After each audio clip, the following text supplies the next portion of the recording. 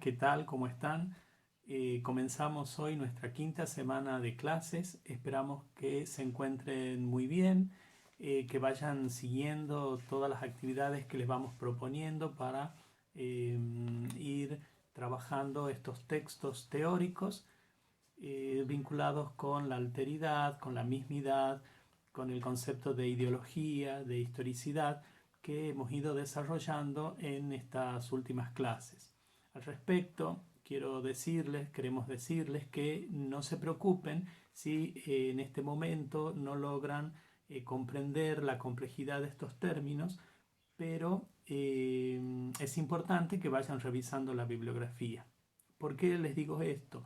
Porque en realidad estos conceptos claves van a atravesar todo el cursado de la asignatura y por lo tanto se van a ir enriqueciendo, se van a ir redefiniendo a lo largo del recorrido por los textos históricos. En este sentido, hoy nos toca comenzar con uno de los textos que es un texto fuente, podemos decir así, un texto auténtico, con el que queremos comenzar a explorar estos aspectos de lo ideológico y de lo histórico en la materialidad concreta de un objeto textual. Nos estamos refiriendo a la gramática sobre la lengua castellana que escribió Antonio de Nebrija. En primer lugar, seguramente nos preguntaremos o se preguntarán por qué la gramática de Nebrija. Casi todo el mundo afirma en la tradición lingüística y filológica que la importancia de la gramática de Nebrija radica en que este texto ha sido la primera gramática sistematizada de una lengua romance. Nosotros no vamos a profundizar en este sentido, reconocemos ese valor, pero también consideramos que tiene otros valores que nos permiten ingresar a un universo discursivo y a un universo histórico que quizás es menos explorado en la bibliografía.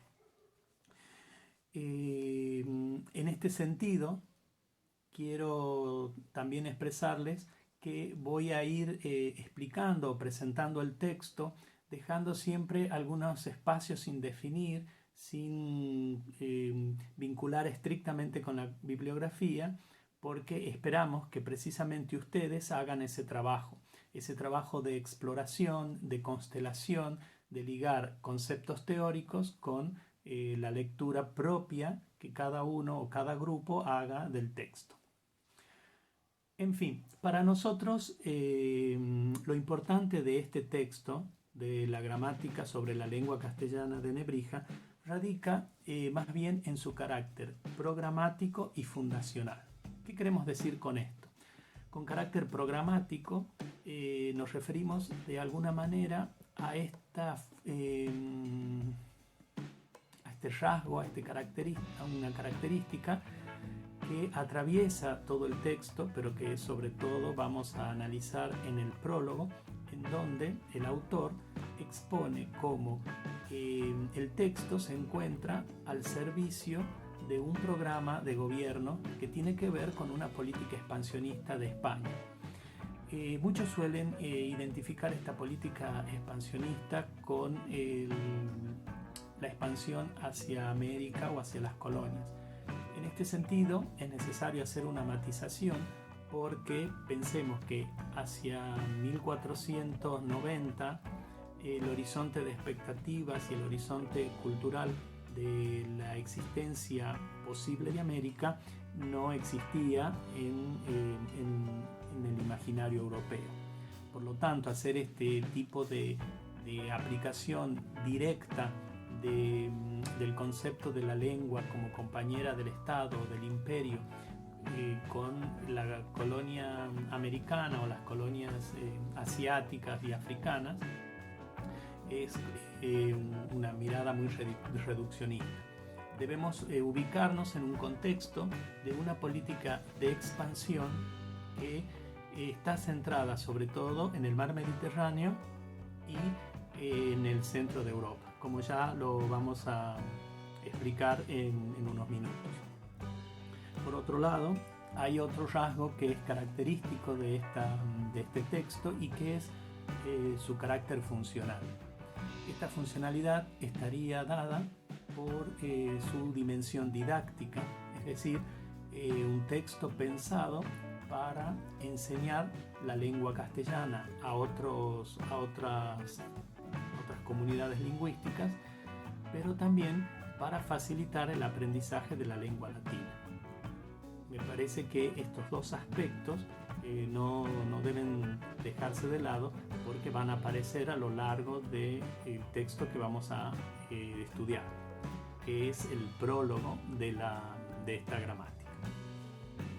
¿Cómo podemos ver este carácter programático y funcional en la gramática? Para poder comprender estos aspectos tenemos que pensar en la situación histórica, en un proceso histórico que está pasando la península ibérica, en la cual se consolida una idea que va abandonando el concepto de organización política feudal, es decir, con territorios organizados bajo la tutela de los señores feudales que de alguna manera rendían una obediencia al rey, para ir concentrando todas las funciones en una única persona, que es precisamente la figura del rey o de la reina, según los casos.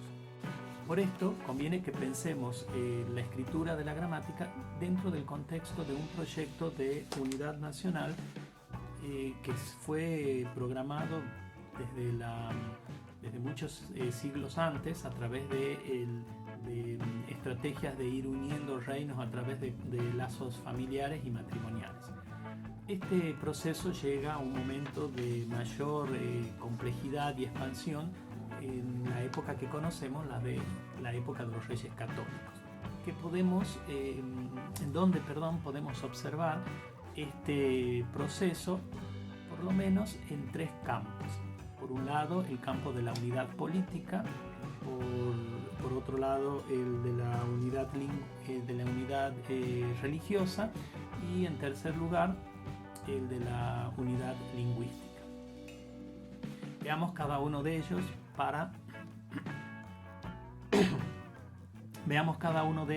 para poder profundizar en estos conceptos.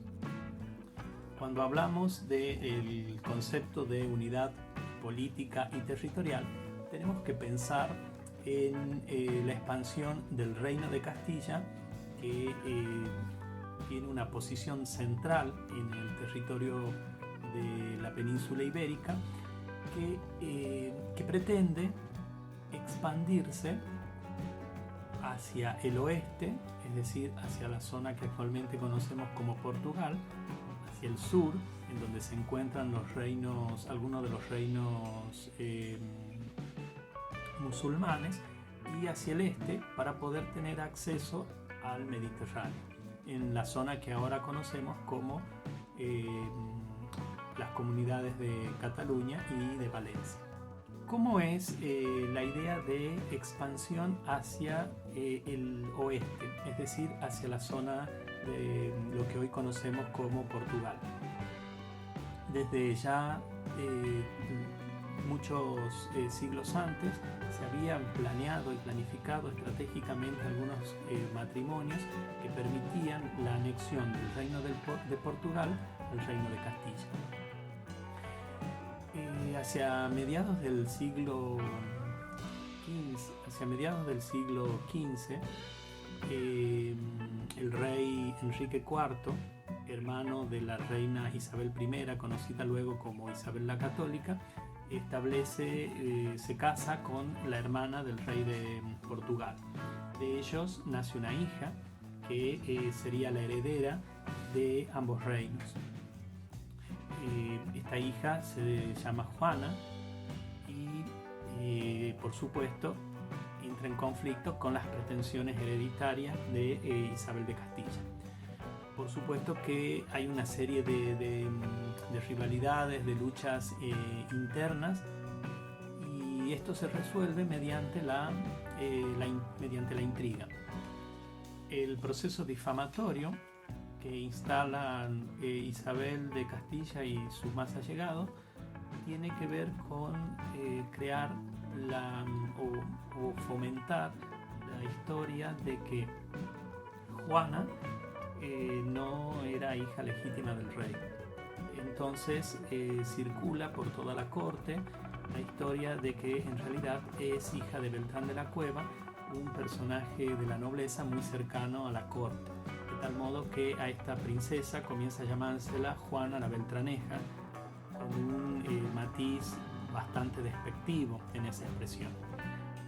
A los que les interese estas vicisitudes de la historia y estos acontecimientos un tanto novelescos, los invito y las invito a que investiguen sobre este personaje que termina siendo recluido en un palacio en Portugal sin ninguna posibilidad de acceder a la corona. Por este lado queda de alguna manera cancelado la posibilidad de establecer vínculos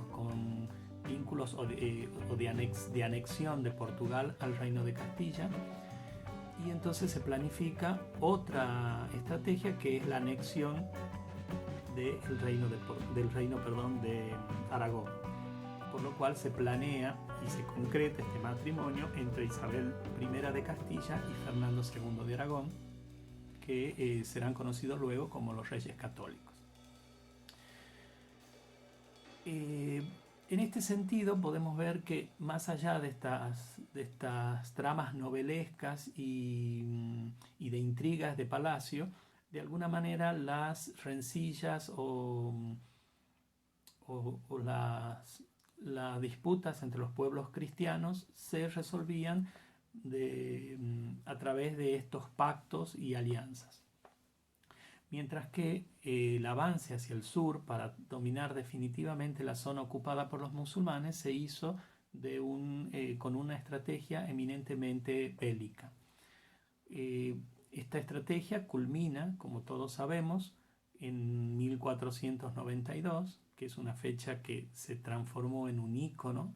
En 1492 los Reyes Católicos vencen definitivamente al rey musulmán de Granada y queda totalmente anexado ese reino de Granada a la corona de Castilla. Esto trajo aparejado, como ya veremos, la expulsión de los moriscos, que un gran número de ellos se dirigieron a África, y otros permanecieron en España mediante la conversión al cristianismo. En este mapa que vamos a ver a continuación podemos imaginarnos de alguna manera esa distribución territorial y espacial. En este mapa de la península ibérica podemos graficar a través de los colores este proceso de expansión territorial de la corona de Castilla. Como vemos, la zona pintada de amarillo, que corresponde a lo que será el reino de Castilla, posesión de Isabel I de Castilla, está conformado por varios territorios que pertenecían a otros reinos, algunos cristianos y otros musulmanes. Repasemos un poco la historia. El condado de Castilla, que se había originado en esta zona norteña, era una zona defensiva entre los reinos cristianos del norte, es decir, este territorio, y los reinos musulmanes del sur, es decir, todo este territorio. Con el tiempo, los condes castellanos fueron estableciendo vínculos familiares con los reinos de León, de Galicia y de Asturias, y de esta manera se fueron anexando esos territorios. Entonces podemos ver cómo de alguna manera toda esta zona norte y esta zona que linda con Portugal estaba en posesión de los reyes castellanos. Este territorio comprendía el reino de Galicia, aquí al noroeste, el Principado de Asturias hacia el Cantábrico, el reino de León y el señorío de Vizcaya, que corresponde al actual País Vasco. Posteriormente, la corona de Castilla se fue expandiendo hacia el sur, buscando las posibilidades de conectar con el Atlántico por esta zona sur y con el mar Mediterráneo por esta otra zona. Así es como recupera el reino de Toledo, porque este reino había sido el núcleo político de los reinos cristianos visigodos antes de la llegada de los musulmanes. Y luego también conquista el reino de Murcia, el reino de Jaén, el reino de Córdoba y el reino de Sevilla. El último baluarte, que es esta zona pintada de verde, es el reino de Granada, que, como ya lo he dicho, es conquistado por los reyes católicos en 1492. Un dato curioso e interesante es que aquí en la capital del reino de Granada, en la ciudad de Granada, se encuentra una de las joyas arquitectónicas más valiosas de la cultura musulmana en Occidente, que es la Alhambra de Granada. Ahora veamos la situación que les planteaba en relación con los reinos cristianos. Por este lado, debido al conflicto a partir de la sucesión vinculado con Juana la Beltraneja, quedaba cancelada la posibilidad de anexar el reino de Portugal. Por lo tanto, la política es establecer lazos con todo este reino que permitía el contacto con el mar Mediterráneo de una forma más prolífica. Así que es en ese contexto en donde surge el pacto matrimonial entre Isabel I de Castilla y Fernando II de Aragón, que luego son conocidos como los Reyes Católicos. La anexión de la corona de Aragón al reino de Castilla, con la idea de formar un solo reino español, es importante no solo por estas posesiones, sino por las posesiones que Aragón tenía en ultramar. Entre ellas tenemos acá las Islas Baleares y las que les voy a mostrar en el siguiente mapa. En este mapa, donde se observa el mar Mediterráneo, podemos tener una mirada más clara de lo que significaba la anexión de la corona de Aragón a los reinos de Castilla. Ustedes pueden ver cómo acá toda esta zona de lo que se llama el Levante español o del este español, la zona oriental, está vinculada con una línea de puertos que permiten tener el dominio y el control sobre toda la circulación del Mediterráneo. Aquí está, como les dije, la isla de Cerdeña, la isla de Sicilia, el reino de Nápoles. Fíjense que está en posesión de Aragón desde el año 1442, y el ducado de Atenas, que permite el control sobre toda esta zona oriental del Mediterráneo, que está en posesión desde 1311 y luego en 1390 con ciertas alternancias. Sobre todo, este ducado se establece a partir de las cruzadas.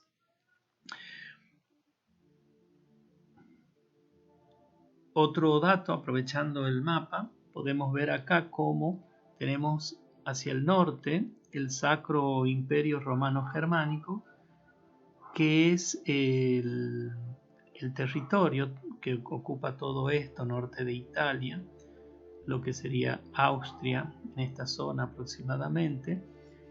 Todo este territorio es el que luego anexan los reyes católicos cuando casan a su hija Juana, que luego será Juana la Loca, con Felipe el Hermoso.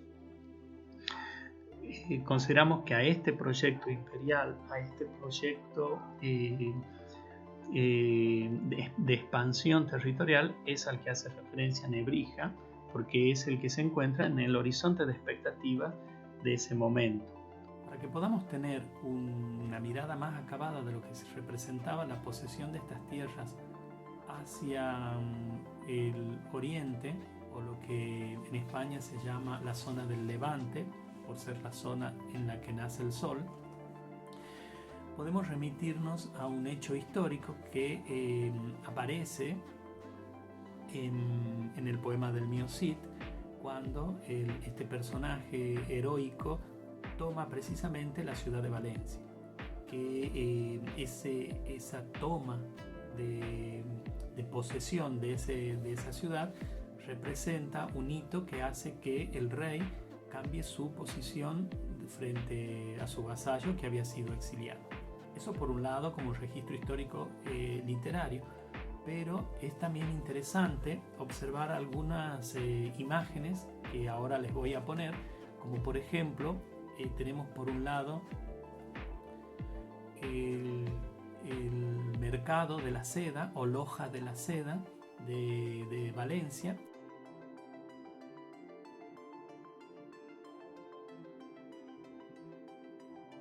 Y también un dato muy curioso en relación con la Catedral de Valencia.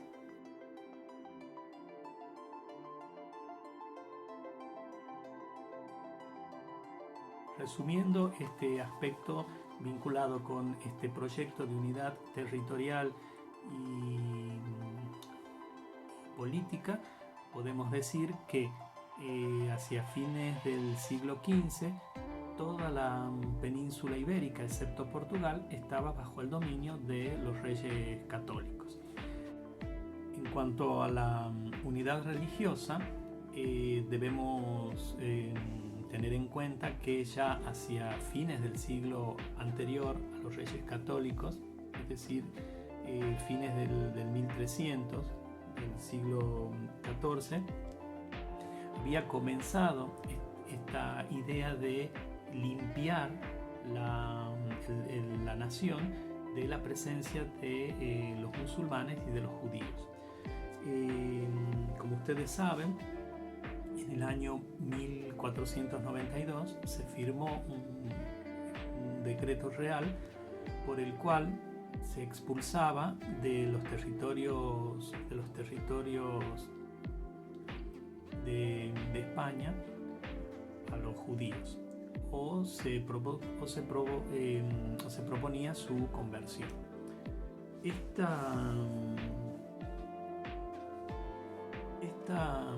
Este proceso, el seguimiento de este proceso de conversión fue llevado a cabo por una institución que se crea en este momento.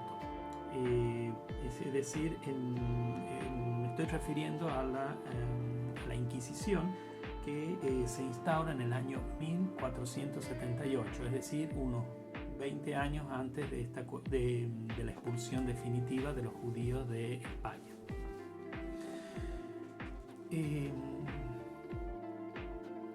Esta cuestión de la expulsión de los judíos o de la conversión masiva genera algunos fenómenos muy interesantes.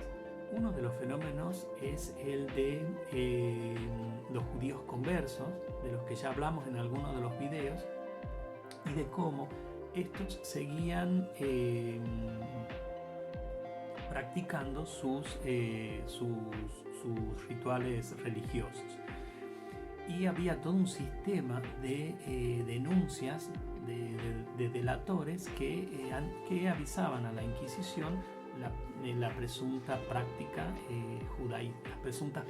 judaizantes. Esto sobre todo se observaba con respecto a la observancia de no trabajar en día sábado. lo cual era un llamado de atención, porque como sabemos en la cultura cristiana, católica y cristiana, el día de descanso es el día domingo. Por lo tanto, aquellas personas que no trabajaban o que se ausentaban de la vida pública un día sábado eran sospechadas y acusadas de practicar el judaísmo en forma secreta. Esta historia de los criptojudíos es muy interesante y pueden leerla de una manera maravillosamente contada en una novela del argentino Marcos Aguinis que se llama La gesta del marrano. En esa novela, que precisamente empieza contando los hechos acá en la ciudad de Ibatim, nos muestra cómo son los procesos a través de los cuales se realizaban los ocultamientos y las delaciones de estos personajes. Pero bueno, no les hablo más de la novela para que los que tengan interés puedan leerla. El otro aspecto muy interesante producido por esta diáspora, por esta dispersión de los judíos españoles, que son conocidos como judíos sefarditas o sefaraditas, porque ellos mismos llamaban a España Sefarad. Como les digo, otro fenómeno muy interesante fue el de la preservación de su lengua. También en otro video les hablé de cómo los judíos expulsados conservaban la llave de sus casas como un símbolo o como un elemento que les recordaba su origen y la posibilidad de volver en alguna de las próximas generaciones. En este sentido, y con esta misma funcionalidad que podemos ligar con el concepto de mismidad y alteridad, tenemos un fenómeno lingüístico que es la preservación de la lengua española hablada por los judíos. Esa lengua se llama el judeo-español. El judeo-español es una lengua actualmente viva que se mantuvo prácticamente sin mayores cambios, alteraciones desde el siglo XV hasta aproximadamente el siglo XIX y el siglo XX. Es muy interesante. Acá les muestro un mapa donde pueden observar los sitios hacia donde se fueron esparciendo estas comunidades y hacia donde llevaron esta lengua que nosotros actualmente consideramos una especie como de reliquia viva. Para quienes les interese este tema, aunque no está como un punto para desarrollar en el programa, podemos trabajar también sobre ello. Y les recomiendo que puedan visitar algunos canales de YouTube precisamente que hablen sobre Sefarad y sobre el judeo español. Aquí en este mapa podemos observar la migración de los pueblos de las comunidades judeo-españolas en dos etapas. La que está señalada con rojo, con estas flechas rojas, corresponde a la que nosotros hablamos en la clase, relacionada con la expulsión de 1492. Como vemos, muchas comunidades emigraron al norte de África, algunas se trasladaron a los reinos de Nápoles, a Venecia. Esto es muy importante que retengan este dato de la migración hacia Nápoles en lo que sería el reino de las dos Sicilias. También continuaron su camino hacia Aragón y a lo que corresponde a los territorios ocupados por el Imperio Turco Otomano. Como pueden ver, acá hay un detalle muy interesante, porque la expulsión había sido ordenada en el reino de Castilla y por lo tanto había una cierta flexibilidad en relación con los territorios que estaban bajo el amparo de la corona de Aragón. En una segunda etapa, cuando ya la persecución se hace un poco más intensa, vemos cómo emigran hacia Portugal y de Portugal hacia el norte, los Países Bajos, la zona norte de Francia, y también se establecen en lo que ahora sería la zona esta de Polonia y la República Checa. En este mapa no está representado, pero también muchos huyeron con su identidad encubierta hacia las colonias de América. En tercer lugar, habíamos dicho que otro aspecto que caracteriza este proyecto moderno, de la constitución del Estado moderno, más próximo a lo que conocemos actualmente como España, está vinculado también con la unidad lingüística. ¿Esto qué significa? La unidad lingüística significa tomar una decisión política que pone el romance castellano por encima de las de otras lenguas de España. Es decir, que la lengua castellana se transforma en la lengua oficial a través de la cual se transmiten o se escriben los documentos sobre todo relacionados con las leyes internas y toda la reglamentación de política interior, porque sabemos que para las relaciones internacionales y para la producción científica y religiosa seguía teniendo vigencia el latín. Bastante matizado por el contacto con otras lenguas, pero con la estructura propia de esa lengua que ustedes también conocen. Sabemos que este gesto de poner al castellano por encima de las otras lenguas romances ya había sido desarrollado o había sido planteado unos siglos antes por el rey de Castilla y León, Alfonso X. Pero esto es un dato muy importante. No se había escrito, si bien Alfonso X hizo traducir los textos árabes, los textos griegos, los textos latinos al castellano en un proyecto cultural muy importante,